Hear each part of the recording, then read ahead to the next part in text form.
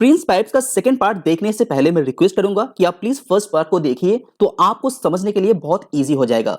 First part के अंदर हम लोग डिस्कस किए हैं कि प्रिंस पाइप्स का कर्जे का क्या सिचुएशन है, क्वार्टर 3 का रिजल्ट कैसे रहा, बिजनेस हाइलाइट्स कैसे रहा, फ्यूचर प्लान कंपनी का क्या है, फ्यूचर ग्रोथ कैसा दिखाई दे रहा है, क्या क्या नया इनोवेशन कंपनी ने किया है, कहां पे कंपनी को प्रेशर क्रिएट हो रहा है और किस तरह से कंपनी उसको टैकल आउट करेगा। और सेकंड पार्ट के अंदर हम लोग जानेंगे कि इंडस्ट्री कैसा ग्रो कर रहा है, प्रिंस पाइप किस तरह से ग्रो करेगा, कितना रिटर्न आप एक्सपेक्ट कर सकते हैं प्रिंस पाइप्स के निवेश करते हैं। तो चलिए शुरू करते हैं कंपनी का एनुअल परफॉर्मेंस के द्वारा।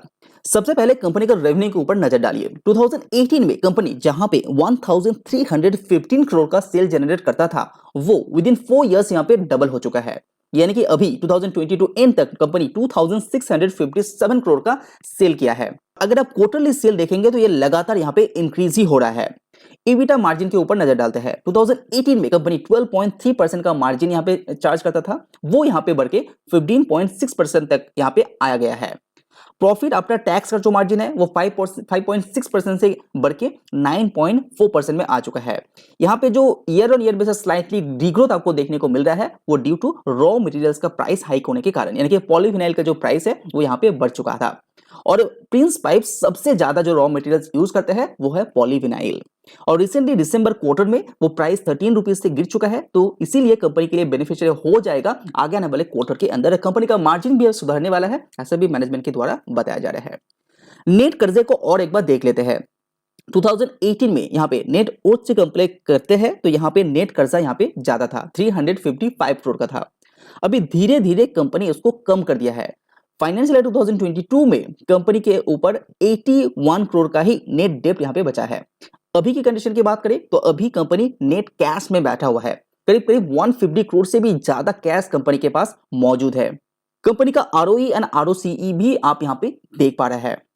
अगर इंडिया के अंदर प्रिंस पाइप्स को ग्रो करना है तो इंडियन पाइपिंग सेक्टर को भी यहाँ पे ग्रो करना पड़ेगा। तो चलिए देखते हैं कि इंडस्ट्री आउटलुक कैसे दिखाई दे रहा है। अगर इंडिया के अंदर ग्रोथ की बात करें, डोमेस्टिक प्लास्टिक जो पाइप्स हैं वो 2014 से 10 से लेकर 12% का ग्रोथ दिखा चुका है, तो ये ग्रोथ अच्छा रहा है। लेकिन 2019 के बाद जो ग्रोथ दिखाई दे रहा है वो 12 से लेकर 14% तक ग्रोथ आपको नजर आ रहा है, और आगे आने वाले सालों में ये ग्रोथ और भी तेजी पकड़ सकता है due to government initiative. Subscribe now and press the bell icon. तो जहां 2019 तक Indian piping industry 300 billion rupees का था, 2024 एंड तक अंदाजा लगाया जा रहा है कि ये 550 बिलियन रुपीस तक जाएगा, तो ये ग्रोथ अच्छा होने वाला है। अभी थोड़ा सा वर्ल्ड मार्केट को भी देखना बहुत ज्यादा इंपॉर्टेंट है। जैसे कि पर कैपिटा जो पाइप कंजम्पशन होता है, ग्लोबल एवरेज कितना है 30, अभी इंडिया का सिचुएशन का है 11, तो ये देख पा रहे हैं कि इतना नीचे अभी भी इंडिया मौजूद है। अगर यूएसए से कंपेयर करते हैं तो वहां पे है 110 per capita consumption, Europe 65, China के अंदर 45, ब्राजील के अंदर 33, वर्ल्ड एवरेज 30, एंड इंडिया है सबसे नीचे यहाँ पे बड़े देशों से कंपेयर करते हैं तो 11 में ये मौजूद है।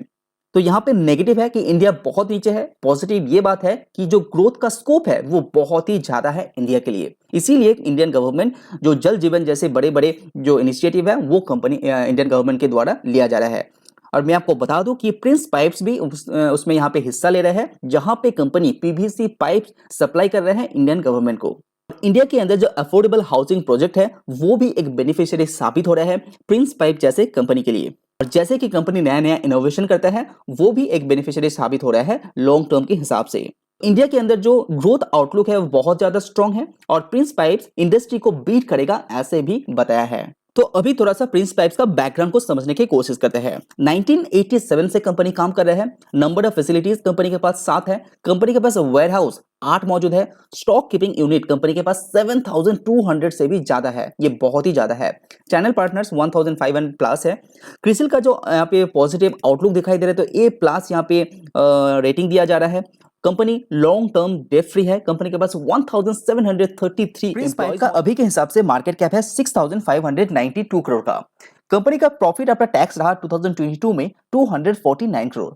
टोटल इंस्टॉल कैपेसिटी कितना है 3,15,000 मेट्रिक टन पर एनम का। प्रिंस पाइप्स अपने ग्रोथ को लेकर इतना ज्यादा कंसर्न है कि हर 2 साल या 3 साल के अंदर कंपनी अपना जो कैपेसिटी है उसको एक्सपेंशन कर रहा है। 2021 में तेलंगाना के अंदर जो प्लांट कंपनी ने ओपन किया है, जहां का कैपेसिटी है 54,196 मेट्रिक टन पर एनम का। इंडिया के अंदर वेस्ट साइड में कंपनी का 3 प्लांट मौजूद है प्रिंस पाइप्स का। और कंपनी का जितना भी प्लांट मौजूद है वो उसका जो लोकेशन है वो बहुत इंपॉर्टेंट एक मेजर रोल प्ले करते हैं। प्रिंस पाइप्स का प्रोडक्ट बास्केट की बात करें तो जैसे कि आप स्क्रीन पे देख पा रहे हैं कि कंपनी के पास बहुत सारा प्रोडक्ट मौजूद है और पीवीसी सेक्टर के अंदर कंपनी एज अ लीडर माना जाता है और बहुत सारा नया इनोवेशन पीवी सेक्टर के अंदर भी कंपनी अभी भी कर रहा है।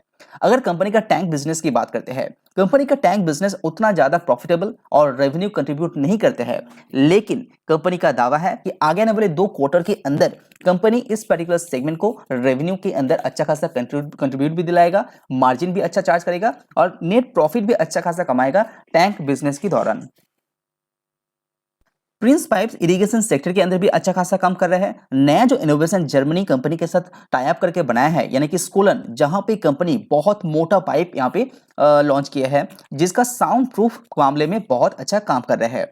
और कंपनी का जो प्रिंस हॉरिजन की बात करें, जहां पे कंपनी जो ड्रेनेज सिस्टम है उसको मॉडर्न तरीके से लॉन्च किया गया है और जिसका रिस्पॉन्स भी बहुत अच्छा है मार्केट के अंदर। प्रिंस पाइप का टोटल एनर्जी रिक्वायरमेंट का 16% कंपनी ग्रीन एनर्जी के थ्रू यहाँ पे जनरेट करते हैं और इस हिस्से को कंपनी धीरे धीरे बढ़ाएगा, ऐसे भी इंफॉर्मेशन दिया गया है। और कंपनी 2020 के बाद 312 लाख किलोवाट का ग्रीन एनर्जी ऑलरेडी यूज कर चुके हैं। प्रिंस पाइप्स का ब्रांड एम्बेसडर की बात करें तो अक्षय कुमार जी बहुत सालों से इसके साथ जुड़ा हुआ है और इनके साथ लॉन्ग टर्म का कॉन्ट्रैक्ट भी कंपनी ने कर दिया है। कंपनी का मैनेजिंग डायरेक्टर मिस्टर राजेंद्र गौरगी बहुत सालों का एक्सपीरियंस है एंड प्रिंस पाइप के साथ लंबे समय से जुड़ा हुआ है।